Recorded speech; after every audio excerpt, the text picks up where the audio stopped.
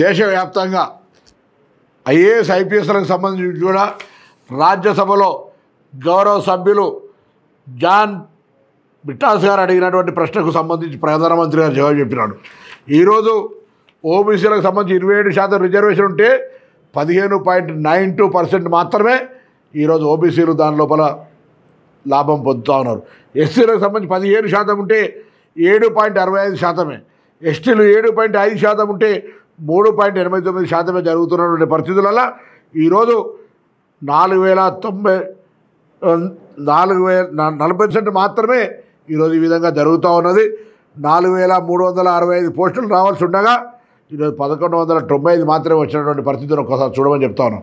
ఇది వాస్తవం కానట్లయితే ఇది రికార్డు ప్రకారంగా ప్రధానమంత్రి గారు రాజ్యసభలో ఇచ్చినటువంటి జవాబు ఇది. ఈరోజు దీని మీద జవాబు చెప్పమని అడుగుతున్నాం. ఈ కాగితాలు మీకు పంపిస్తూ ఉన్నాం, ఈ లేఖను కూడా మీకు పంపిస్తూ ఉన్నాం. మీరు దేశంలో బడుగు బలహీన వర్గాలకు సంబంధించి 10 సంవత్సరాలుగా ఏ కార్యక్రమం తీసుకొని న్యాయం చేశారో చెప్పమని అడుగుతా ఉన్నాం. 12 లక్షల కోట్ల గురించి మాట్లాడే మీరు ప్రత్యేకించి దళితులకు కానీ బలహీన వర్గాల సంక్షేమానికి తీసుకునే కార్యక్రమం ఏందని అడుగుతూ ఉన్నాం. అవి నేను చెప్పకుండా ఏదో ఒకటి కథలు చెప్పడం కాదు. మీరు రేపు తెలంగాణకు సంబంధించి ఓట్లు అడిగే హక్కు కూడా మీకు లేదు.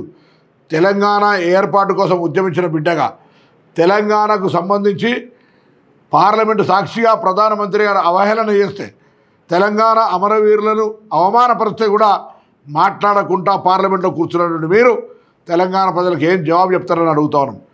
నేను మీ మౌనంగా ఉండడం కాదు, ఈరోజు తెలంగాణ ప్రజల యొక్క ఆకాంక్షలకు అనుగుణంగా కాంగ్రెస్ పార్టీ బలహీన వర్గాల సంక్షేమం కొరకు పనిచేస్తూ ఉంది.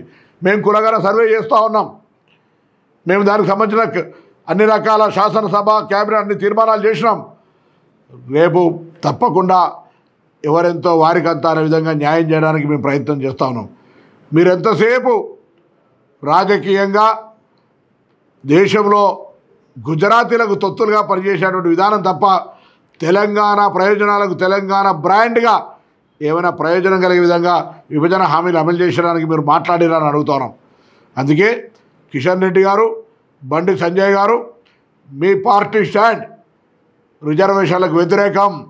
దానికి ఉదాహరణలు అనేకం చెప్పినాం. మళ్ళీ లేటెస్ట్ ఉదాహరణ బీహార్ ప్రభుత్వాన్ని కూలగొట్టినటువంటి విధానం. ఇలా రిజర్వేషన్లు లేవు, కులగన సర్వే మూలం అంటది.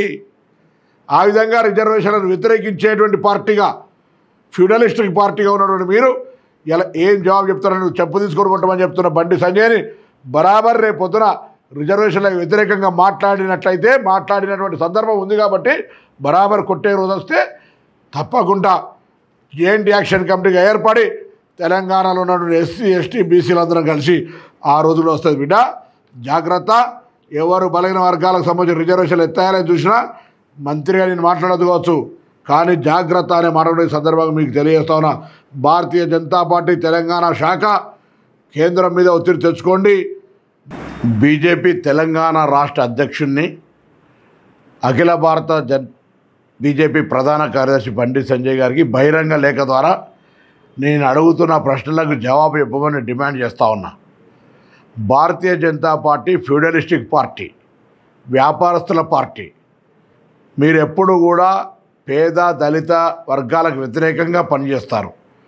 మీరు గతంలో మండల కమిషన్ వచ్చినప్పుడు కమండలం పేరు మీద రిజర్వేషన్లకు వ్యతిరేకంగా పనిచేసిన పార్టీ. దానితో పాటుగా కులగన సర్వే జరగాలంటే ప్రభుత్వం తరఫున వ్యతిరేకంగా సుప్రీంకోర్టులో అఫిడవిట్ దాఖలు చేసిన మాట వాస్తవం కాదా అని అడుగుతా ఉన్నాం.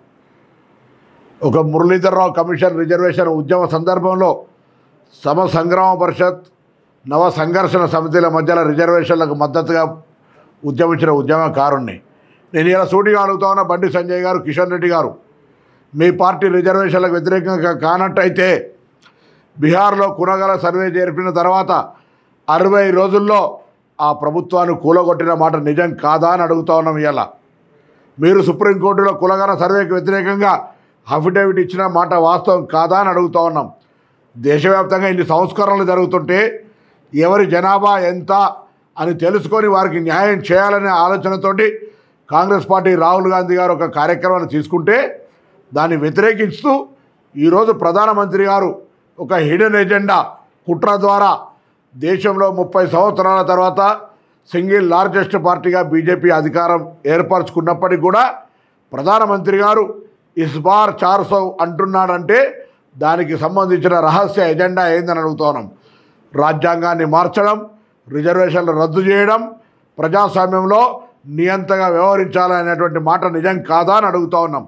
నిజమే కానట్టయితే మీరు ఈ తెలంగాణ రాష్ట్రంలో బలైన వర్గాల వాళ్ళని ముఖ్యమంత్రి చేస్తా అని చెప్పి ఇదే బండి సంజయ్ని అవినీతి ఆరోపణల మీద అధ్యక్ష పదవి తీసేసినారు. కనీసం శాసనసభ పక్ష నాయకుని కూడా బీసీగా నియమించలే. మీరు ఆచరణకు సంబంధించి మాటలు చెప్పేటువంటి దానికి వ్యతిరేకంగా బలైన వర్గాలకు అన్యాయం చేసినటువంటి పరిస్థితి. ఈరోజు అడుగుతూ ఉన్నాం, మీరు ఈ దేశంలో పేదలు బలైన వర్గాలంతా సంపద అయినటువంటి బిఎస్ఎన్ఎల్, పోర్టులు, ఎయిర్పోర్టులు, ఎల్ఐసి అనేక రకమైన లక్షల కోట్ల ఆస్తుల్ని ఆదాని, అంబానీ లాంటి వ్యక్తులకు అప్పచెప్పిన మాట వాస్తవం కదా అని అడుగుతున్నాం.